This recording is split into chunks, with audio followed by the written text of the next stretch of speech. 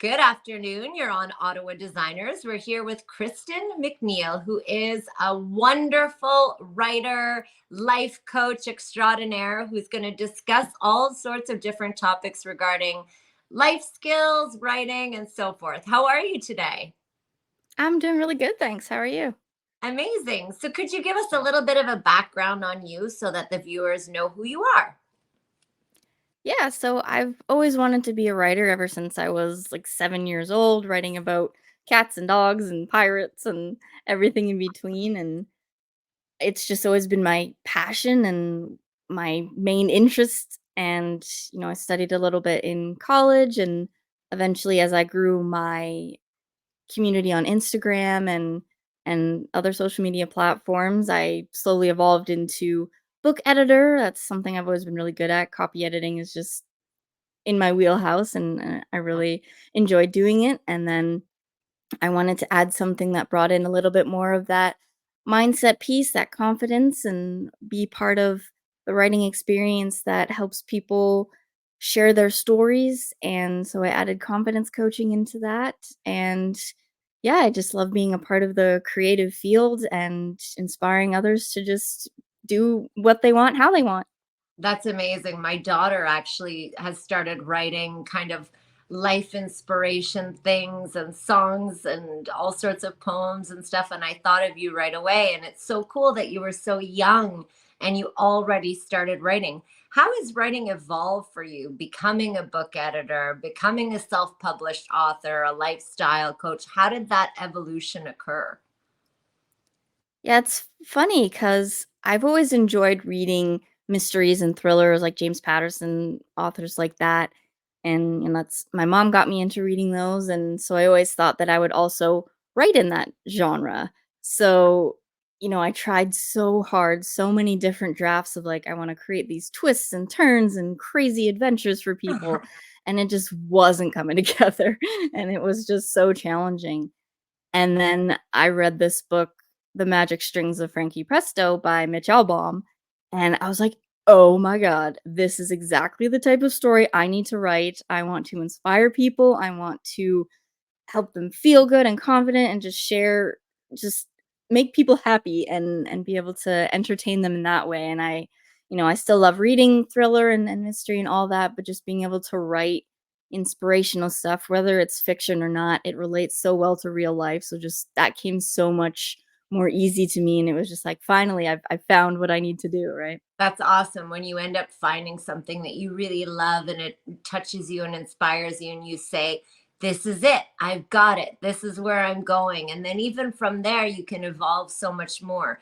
You mentioned to me that you were a cancer survivor. How has that shaped your career as far as writing and even just life path surviving that experience? Yeah, it definitely put my entire life on hold, basically. Yeah. You know, I wanted to be this, like, super awesome person that just, like, goes through cancer treatment, goes through building the business, and, like, does all the things all the time, and then my body was just like, "No, that is absolutely not Pause. what you're gonna do. Yeah. You're gonna sleep 90% of the day and, watch TV and be a potato," and that's just what I needed to do to Survive. take care of myself. Exactly, Yeah. survive, yeah. Absolutely. That's scary. Was it something that, you had signs of before and you could tell, or was this kind of a very unexpected thing that occurred to you? Yeah, I consider myself really lucky because I didn't have a ton of symptoms. The main thing was just, like, exhaustion and just, like, when you know your body, you're like, "This isn't normal," but how do Yeah. you show that to a doctor where it's just like, "This isn't normal, like, help me," right? But, Yeah. I also had this lump on my neck that was growing very it was slow at first, and then it was just like, "Okay, this is not normal, like, something needs to happen about that." So I went through all these tests, biopsy, and scans, and, eventually, they found out it was, stage 2 Hodgkin's lymphoma, which Oh is my goodness. definitely scary. It's luckily, it was very treatable, Absolutely and I'm terrifying. cured now, but yeah. So, how did the sunflower play a role in your cancer and in your career path? Yeah, when I was looking at building a brand and finding something that really stands out, for some reason I was always really into like the florals anyways, and that's just kind of like, I wanted something that was really bold and bright and happy. And from, looking at other professionals, there's a lot of like neutral earth tones that come in, or like pinks if you work with women and stuff like that. So there's like a lot of that I saw. So I was like, I just want something really bright and something that's going to stand out, a little bit unique. And sunflowers aren't unique to me specifically. Lots of people love them and use them in like their emojis and branding and Yeah, things like that. But just being able to have something that's like, it makes me feel good. It really represents confidence, creativity, empowerment, and just following that light within yourself and following your heart and that creativity. And it just kind absolutely. of, yeah, it just And they grow naturally so became, tall, and like you keep yeah. mentioning the word happy, happy, happy. Sunflowers are such a happy flower. They grow Mhm, taller than the others. You see them stand out. It's a beautiful flower, and even the seeds are wonderful. It's really nice. So yeah. how can writing have a direct effect on someone's life and shape their life path? I feel like when you're a writer, whether it's fiction or memoir or instructional pieces, like, you are a creative person and you have that passion for writing and sharing your message. It's funny, something my brother always tells me is like, "Oh, you should be really good at speaking because you're a writer." And it's just like, no, speaking, you're like in the moment, but writing, I can think about it. I can, craft the right words, and it takes so much time. And so it's definitely a different process of the brain, and it's just so interesting to just get the words out and feel like you're being heard and connecting with the right people. So writing is really a huge part of our lives, and if you're a writer and whatever you write, it's just that individuality that comes through, whether, you're writing about similar themes. There's just something about it that's just like there's always a unique voice that can come through regardless of the topic or genre or whatever, right? It's true. No, you're still good at talking as well and speaking as well, but I completely understand you. Writing, you can really think about it. You can formulate your sentences, see how they fit on a page. Maybe you want it to flow this way, flow that way. And it's interesting. How has travel and life experiences shaped what you write? Yeah, I'm not like a huge traveler, but I have so many memories of like when I was a kid, we would go on family trips. I've been to like Disneyland and San Francisco and things like that. And in college, I was lucky enough to do a program that was in Scotland. I got to spend a month in Scotland and being able to study there and explore there. And I think having those experiences, whether I want to keep traveling or not, just being able to say that I've been there, made new friends. I've had these experiences. I was learning and everything. And so I definitely think that helped me mature and kind of find myself as well, just being, so young in college. And, Yeah, that's what college is for, right? So being absolutely. having those experiences definitely just it's just one piece of the puzzle that just really helped me grow as a person and just kind of find myself a little bit more. It's true. And it doesn't have to be huge travels, but I find Mhm. that, even if you're going to the cottage or you have these family memories, those are memories that shape you and you do learn so much.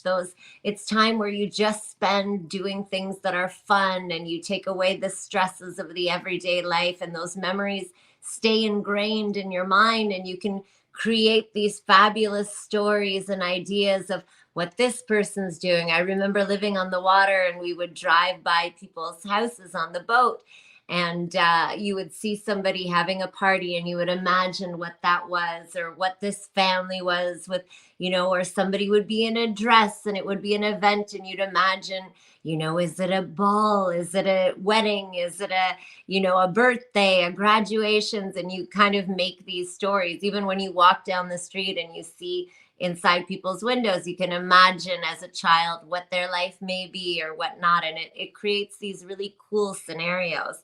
So you've written collections, you've had short story collections, you've done self-development group things like that, stories. What has been your favorite genre to write, and what do you anticipate writing moving forward? Yeah, honestly, I find that the, personal development book that I wrote and the more like nonfiction blog style conversational pieces, they've just so easy to write because it's just my Yeah, stream of consciousness, right? It's just like coming out there and just saying what I need to say. And I was talking to a writer the other day about the difference between writing that and fiction, where it's like there's a little bit more brain power needed for fiction, where you're crafting a new world and building characters and stuff like that, as opposed to just like I'm gonna write everything that happened to me, in the last couple of years, right? Yeah, And so I definitely do want to write a memoir about my health journey in the last few years and everything, and eventually will move into a fiction trilogy that I've kind of had in my head.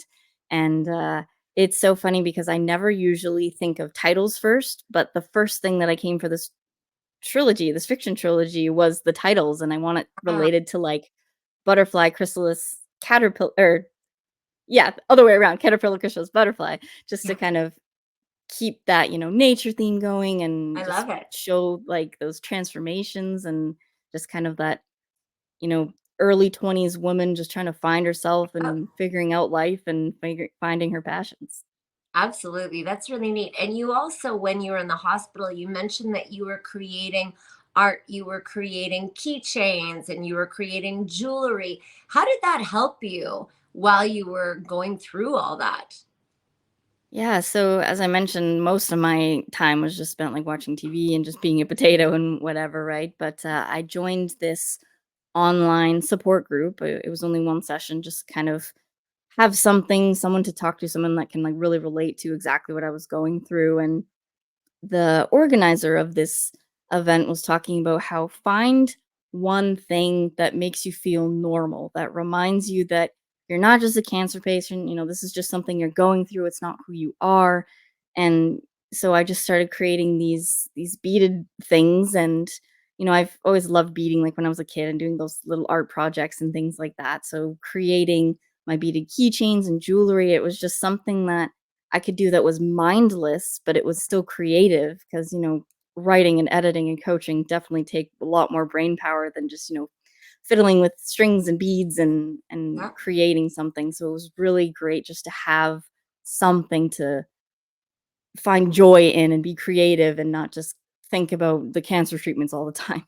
I can relate to that definitely because sometimes you just need something mind numbing. Like you'll watch a reality Mhm. show where you don't have to think of the characters or you don't have to think of what's the plot coming and you just watch something to whatever. Yeah. Or you draw something and it's really so that your mind is not thinking. It's just chilling and relaxing and not evolving. And sometimes people need that moment of some people meditate, some people have others, but doing some sort of art is a really fun way to get out of the moment that you're in, think of something else, and it doesn't require a huge thought press or analysis of doing it. So now if others wanted to see your work or get a hold of you or get some help with, their cancer survival or their writing journey or anything like that, how can people get a hold of you? Yeah, so I'm mainly you can contact me through my website or Instagram. My website has, my confident creations, which is what I call my little beaded stuff. There's, on the website store there, and you can find my podcast and more about my services. And then I'm mainly hang out on Instagram because that's just a fun place to be for me. So I'm confident.kirsten on there. And yeah, I love connecting with writers, whether it's, memoir or fiction and in all sorts of genres, as I love dabbling in a lot of different things. Amazing. Well, congratulations on surviving this. That's a Thank really you. tough thing for you to do. And I'm so happy that you were able to find a creative outlet and help other people through something horrible that happened to you that you survived.